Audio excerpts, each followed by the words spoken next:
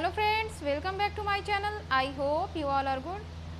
So friends, today we have to discuss about the part of verb, regular verb and irregular verb. Okay? तो आज हमें regular and irregular के verb के बारे में discuss करना है. लास्ट क्लास में मैंने हालांकि डिस्कस किया था बट शॉर्ट में डिस्कस किया था.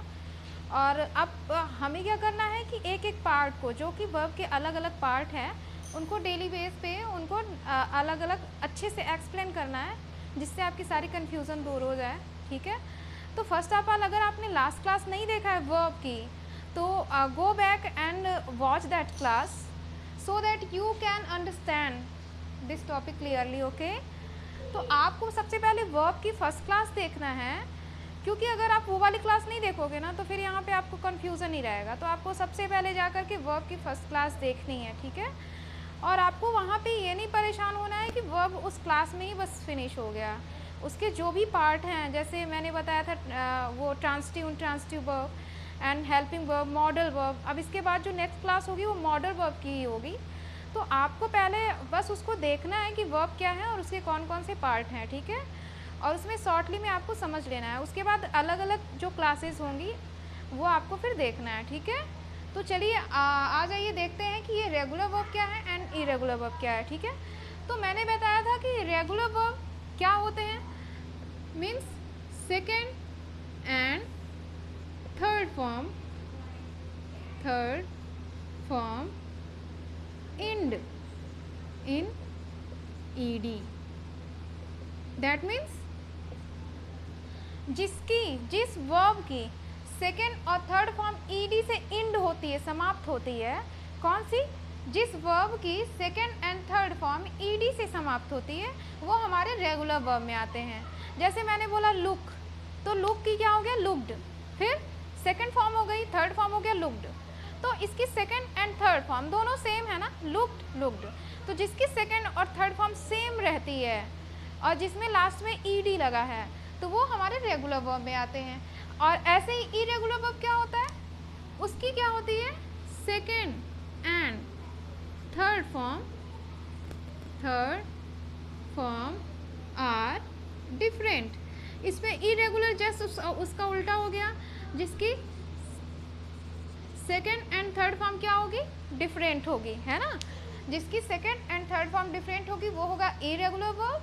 एंड जिसकी सेकेंड और थर्ड फॉर्म ईडी से इंड होगी. बस आपको ये समझना है कि ईडी से अगर इंड हो रही है, सेकेंड भी थर्ड भी, ऐसा नहीं है कि केवल सेकेंड में हो थर्ड में ना हो, दोनों अगर ईडी से इंड हो रही तब वो रेगुलर वर्ब होगा. ठीक है. अब हमें एक चार्ट बनाना है. उस चार्ट में आपको देखना है कि कैसे हम उसको प्रेजेंट फॉर्म में कैसे लिखेंगे. जो बेस फॉर्म होती है, बेस वर्ब होता है, उसको कैसे पास्ट में लिखते हैं, कैसे उसकी first form, second form, third form कैसे होती है, एंड उसका प्रेजेंट कैसे होता है. ठीक है. तो सबसे पहले हमें लिखना है बेस. बेस में ही हमारा आता है फर्स्ट फॉर्म. क्या होता है? First form. उसके बाद नेक्स्ट है हमारा पास्ट.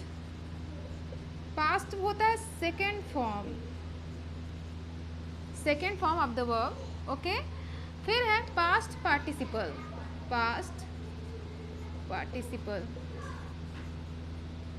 इसे बोलते हैं थर्ड फॉर्म. नेक्स्ट है प्रेजेंट.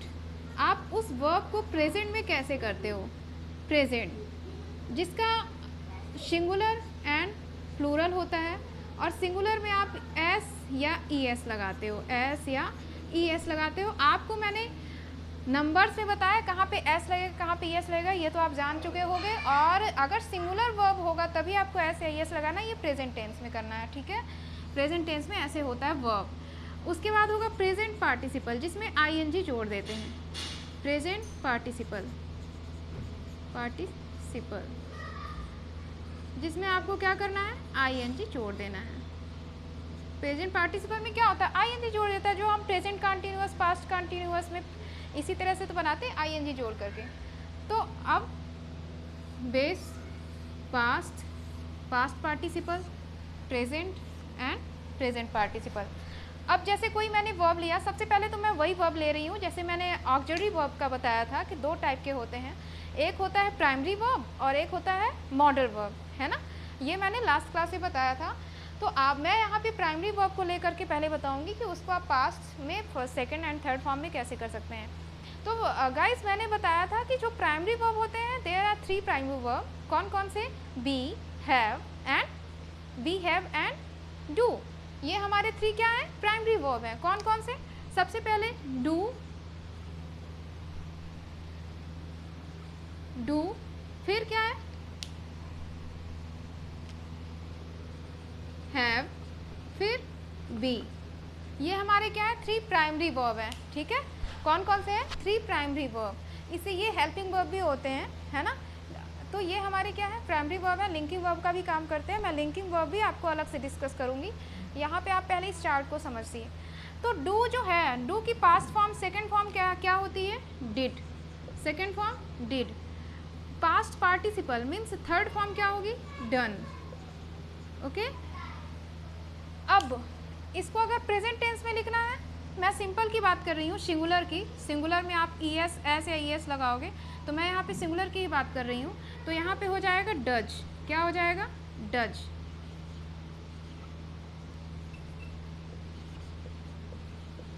डज। ओके, अब प्रेजेंट पार्टिसिपल होगा डूइंग। इसी तरह से हैव।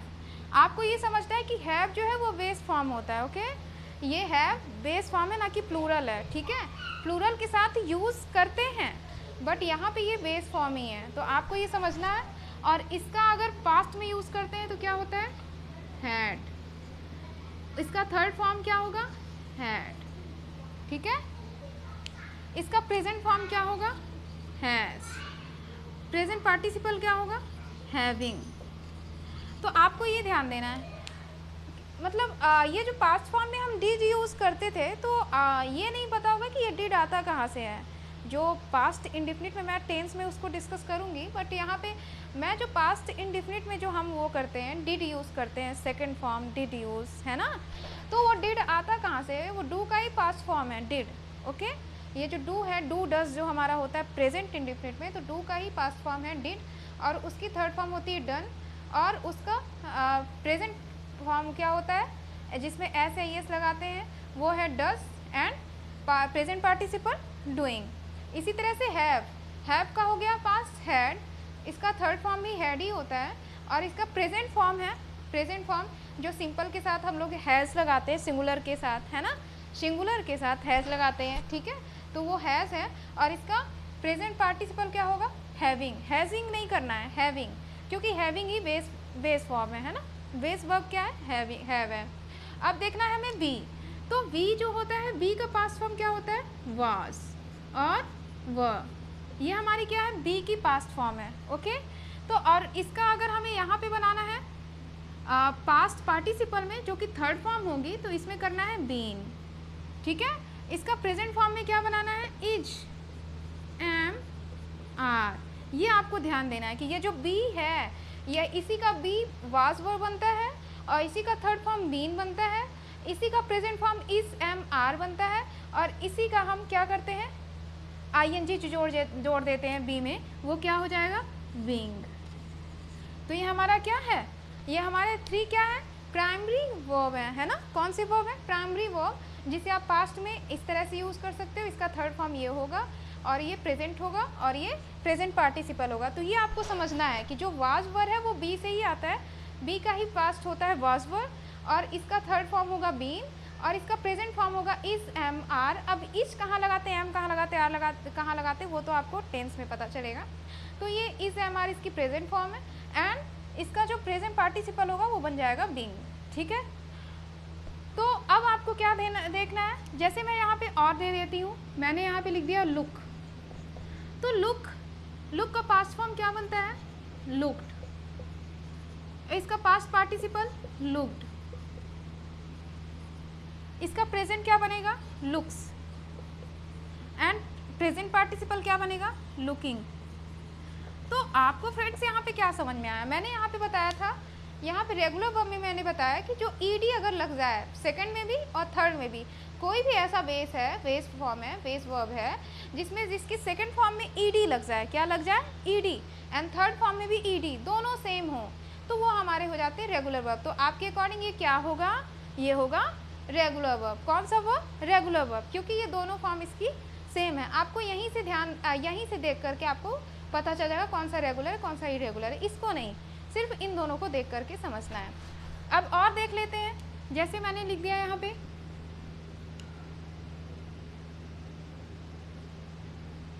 मैंने यहाँ पे लिख दिया वॉच। वॉच की second form watched, third form watched,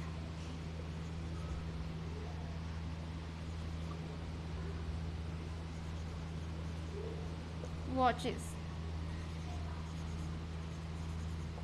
watching. तो ये हमारा क्या है, इसमें भी सेम कंडीशन है। यहाँ पे भी पास्ट फॉर्म में, पास्ट की सेकंड फॉर्म में भी मेरा क्या लगा, ईडी लगा, और यहाँ पे भी क्या लगा, ईडी लगा। तो ये हमारा, ये भी हमारा रेगुलर वर्ब। तो ये दोनों कौन से वर्ब हैं, ये दोनों है हमारे रेगुलर वर्ब। कौन से वर्ब? Regular verb. तो आई थिंक आपको अब समझ में आ गया होगा कि रेगुलर वर्ब क्या होते हैं, जिनकी सेकंड एंड थर्ड फॉर्म किससे एंड होती है, ईडी से एंड होती है। किससे एंड होती है? ईडी से एंड होती है। अब हमें देखना है इसी में कि इरेगुलर फॉर्म क्या होती है, इरेगुलर वर्ब क्या होते हैं, है ना।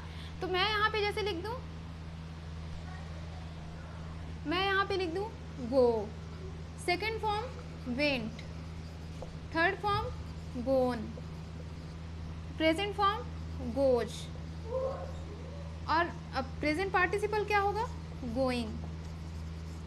तो आपको क्या लग रहा, क्या इसे क्या बोल सकते हैं, क्या इसे रेगुलर वर्ब बोल सकते हैं? नहीं। क्यों? क्योंकि यहाँ पे ईडी नहीं जुड़ रहा, ना यहाँ पे ईडी जुड़ रहा है, ना यहाँ पे ईडी जुड़ रहा है, दोनों अलग अलग है। तो मैंने यहाँ पे लिखा ही था second and third form are different. जिसकी सेकंड एंड थर्ड फॉर्म क्या होगी, डिफरेंट होगी, वो हमारे होंगे इरेगुलर वर्ब। तो ये क्या हो गया, इरेगुलर वर्ब हो गया। ठीक है, अब आपको देखना है, मैं एक और लिख लेती हूँ, राइट। राइट मीन्स क्या होता है, लिखना। Second form wrote, third form written. इसका सिंपल प्रेजेंट क्या होगा, writes, and present participle writing. तो ये दोनों हमारे क्या है, ये दोनों हमारे क्या है, इरेगुलर वर्ब है। कौन से वर्ब है, इरेगुलर वर्ब। क्यों? क्योंकि यहाँ पे दोनों डिफरेंट हैं। तो अगर ये दोनों second and third form different रहता है तो इरेगुलर वर्ब, एंड अगर सेम रहता है, दोनों second and third form same रहता है, ईडी से इंड होता है, तो वो हमारे क्या होंगे, रेगुलर वर्ब होंगे। तो आई थिंक आपको ये सारी चीज़ें क्लियर हो गई होंगी कि रेगुलर वर्ब क्या होते हैं, इरेगुलर वर्ब क्या होते हैं। गाइज, आपको जो भी आप पढ़ रहे हो, आपको एक नोट्स बनाना होगा, क्योंकि अगर आप बेसिक से स्टार्ट कर रहे हो तो आपको, अगर आप नोट्स बना के रखते हो तो ये आप कोई भी कंपटीशन एग्ज़ाम दे रहे हो या फिर कुछ भी, किसी भी कोई भी एग्ज़ाम दे रहे हो, तो ये सारे एग्ज़ाम में ये पूछे जाते हैं। ठीक है, इसकी टाइप पूछी जाती है, ट्रांजिटिव वर्ब क्या है, रेगुलर वर्ब क्या है, इरेगुलर वर्ब क्या है। तो आपको क्या करना होगा, एक प्रॉपर नोट बनाना होगा। तो आप नोट्स में आप सारी चीज़ों को नोट कर लोगे, इससे क्या होगा, आपका कॉन्सेप्ट भी क्लियर होगा, एंड आप आगे जो भी चीज़ें पढ़ पाओगे उसको भी आप अच्छे से समझ करके देख सकते हो। ठीक है, और आपको कोई भी अगर प्रॉब्लम है या कन्फ्यूज़न है तो आप कमेंट बॉक्स में ज़रूर दीजिएगा।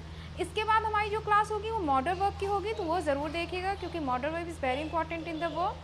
ठीक है, तो आपको वो ज़रूर देखना है। ठीक है, तो आज के लिए ये रेगुलर एंड इरेगुलर वर्ब ही काफ़ी है, और आप इसे ध्यान से देखिए, समझिए। ठीक है, फिर आज के लिए इतना ही। नेक्स्ट क्लास में हम फिर मिलते हैं। Thank you.